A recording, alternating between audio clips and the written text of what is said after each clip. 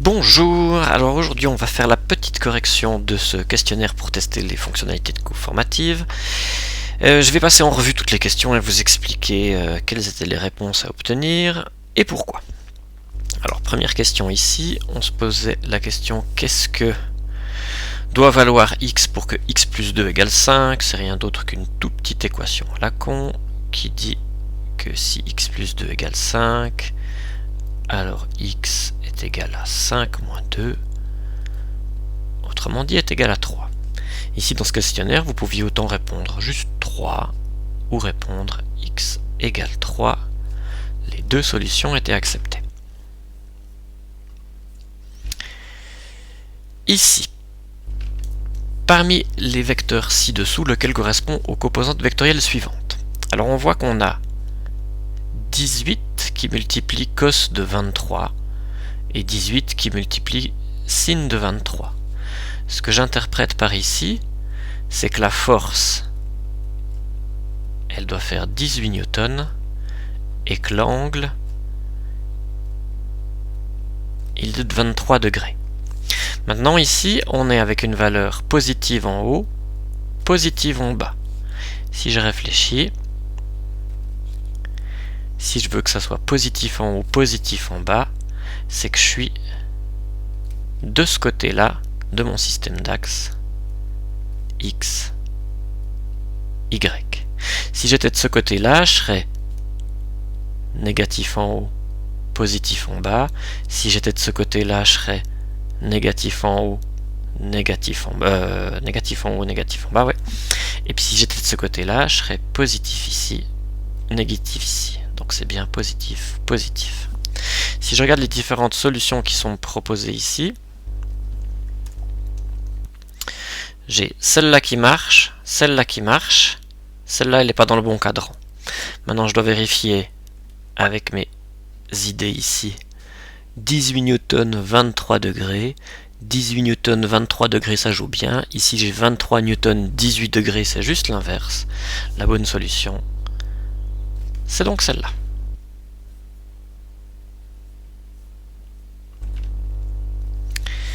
Ici, il fallait remettre dans le bon ordre les unités avec la variable physique auquel elle correspondait.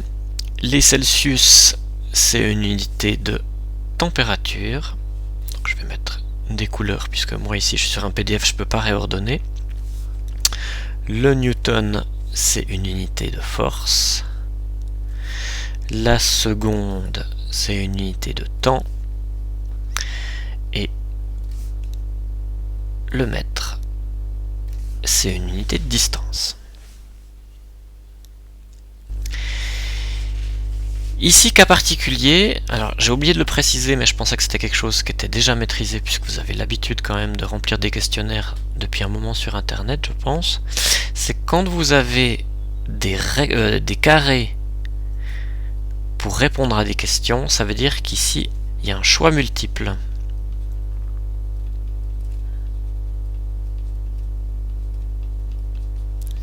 Tandis qu'ici, quand on a des ronds pour répondre aux questions, c'est un choix unique. Je le préciserai dans le travail écrit et je vous indiquerai quand est-ce qu'il y a la possibilité d'y avoir des choix multiples. Ça ne veut pas forcément dire qu'il y a obligatoirement plusieurs réponses, mais c'est qu'il peut y avoir plusieurs réponses, tandis qu'ici, quand il y a un rond, c'est qu'obligatoirement une seule réponse peut être cochée. Alors, est-ce que l'eau recouvre 20% de la surface de la Terre? Non, c'est bien plus. Est-ce qu'elle a une masse volumique plus petite que celle de l'huile? Non, si vous avez déjà fait de la vinaigrette, vous avez déjà vu que l'huile flotte sur le vinaigre. L'huile a une masse volumique de 0,79 kg par litre, tandis que l'eau, c'est 1 kg par litre. Est-ce qu'elle bout à 100 degrés? Oui. Est-ce qu'elle a une masse volumique de 1 kg par litre? Oui. Et c'est le seul liquide qui a 1 kg par litre. Toutes les autres liquides ont une autre masse volumique. Combien y a-t-il de grammes dans 1 kg? 1 kilogramme, le terme kilo, ça veut dire fois 1000. On l'avait vu la première leçon de physique. C'est donc cette réponse qui est la bonne.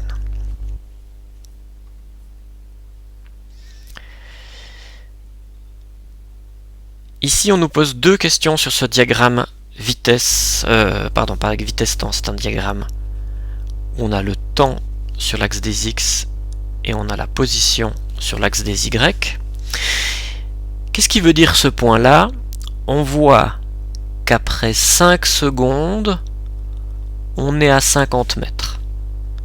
Donc si on réfléchit, après 5 secondes, le véhicule est à l'arrêt? Non. Est-ce qu'il est à 50 km/h? Non plus. Est-ce qu'il est à 50 km? Non plus, puisque l'unité ici, c'est des mètres. Est-ce qu'il est à 50 mètres? Oui. Après 5 secondes, le véhicule a parcouru 50 mètres. Est-ce que ce véhicule accélère? Vrai, faux? Si un véhicule accélère, la courbe temps position, elle serait pas comme ça. Elle serait comme ça. Ce serait pas un graphe droit. Ce serait un graphe où la vitesse de l'objet n'arrête pas d'augmenter de manière exponentielle. Ici, vous voyez que la vitesse, elle est toujours constante. Elle crée une ligne droite. Si on a une vitesse constante, ça veut dire que l'objet n'accélère pas. Et donc, est-ce que ce véhicule accélère? Non. On peut aussi le voir en se disant, si après 5 secondes il a parcouru 50 mètres, après 10 secondes il a parcouru 100 mètres, ça veut dire qu'il avance toujours à la même vitesse, donc il n'accélère pas. Si un véhicule roule durant 37 minutes à la vitesse de 56 km/h, quelle distance aura-t-il parcouru? Alors là, il faut qu'on retourne à nos formules. V égale D sur T. Nous demande quelle distance il aura parcouru. Ce sera T égale D sur V. Et puis, si on veut rendre les unités compatibles, si j'ai ma vitesse qui est en km/h, il faudrait ici que j'ai ma distance qui soit en heures. Et pour convertir une... Attendez, c'est pas ça qu'on doit chercher. Pardon, je vais effacer. Ce qu'on nous demande, c'est quelle distance il aura parcouru. Donc la distance, c'est V fois T.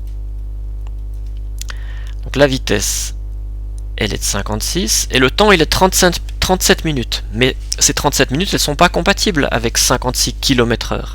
Il faut que donc je transforme mes minutes en heures en divisant par 60. Et si je fais 56 fois 37 sur 60, j'obtiens 34,53.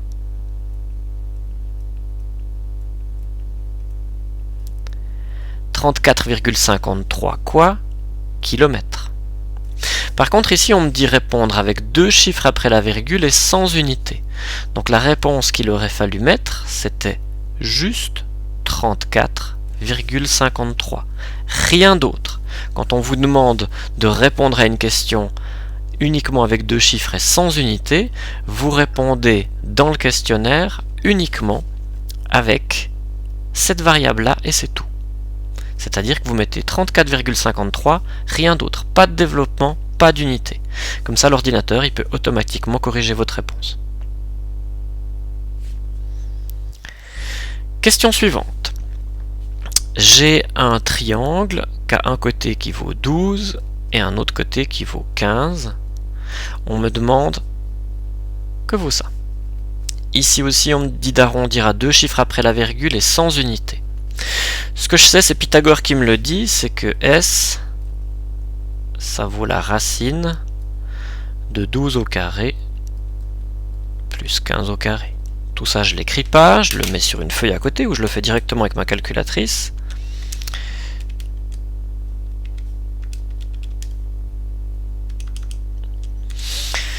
« 12 au carré plus 15 au carré ». Ma calculatrice, elle me donne 19,209,37, etc. On me demande de répondre avec 2 chiffres après la virgule. Je vais donc répondre 19,21. Ça, c'était la réponse qu'il fallait donner dans ce questionnaire. 19,21, sans unité, on n'indique pas que c'est des centimètres.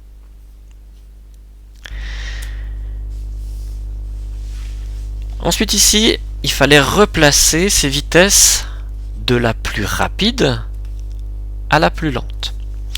Alors ici, pour pouvoir répondre à cette question, il faut se souvenir d'une chose, c'est que pour faire passer des mètres par seconde au kilomètre heure, il faut faire fois 3,6.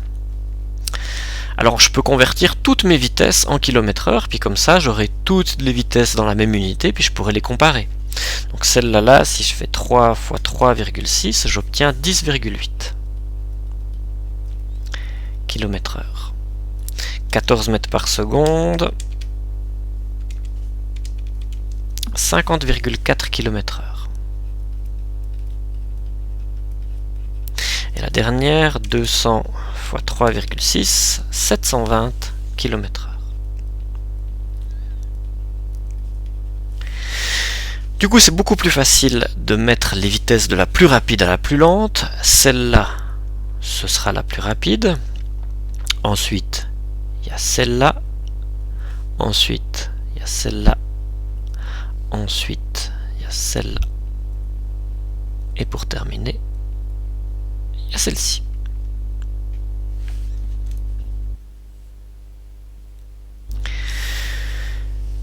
On vous donne une forme et on vous donne plusieurs possibilités. Ici aussi, vous voyez que la forme des cases à cocher est une forme carrée. Il y a donc plusieurs possibilités, plusieurs réponses possibles. Cette forme, c'est bien un trapèze. Et je regarde si les formules s'appliquent au trapèze. Alors ici, bon, on sait déjà que ce n'est pas un parallélogramme, parce qu'un parallélogramme, il faudrait que ce côté et ce côté soient parallèles, c'est le cas, mais il faudrait que ce côté et ce côté soient parallèles aussi, ce qui n'est pas le cas. Donc on sait d'avance que ça, on peut le charter. Ici, on nous donne deux formules très proches, mais vous voyez que la différence, c'est qu'une fois h est en haut de la fraction, une fois h est à l'extérieur de la fraction. Et ce qui va différencier ces formules, c'est que h, une fois, il s'applique sur toute la fraction, tandis que h, ici, avec la priorité des opérations, il se rattache que à L2. Et en fait, la formule ne dit pas ça, mais elle dit bien ça, et celle-là est donc aussi une solution possible.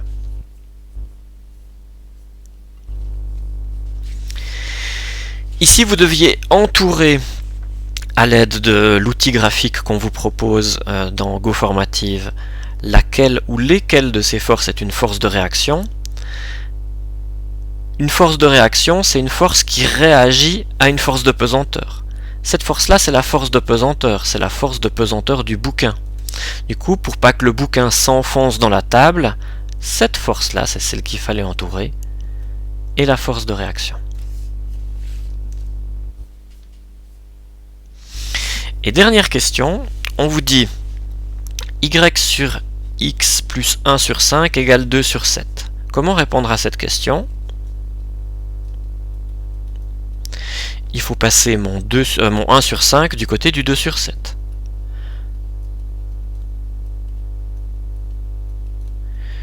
Alors là, si vous avez une calculatrice avec les fractions, vous pouvez très bien utiliser votre calculatrice pour faire le calcul. Elle vous répond 3 sur 35. On peut aussi le faire à la main. On a appris à calculer les fractions à la main. Il aurait fallu trouver un dénominateur commun qui était 35, puis faire le calcul.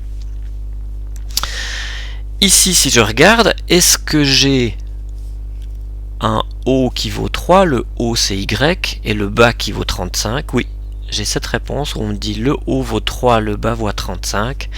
C'est donc cette réponse qu'il fallait cocher. Celle-ci n'étaient pas les bonnes réponses. Et voilà.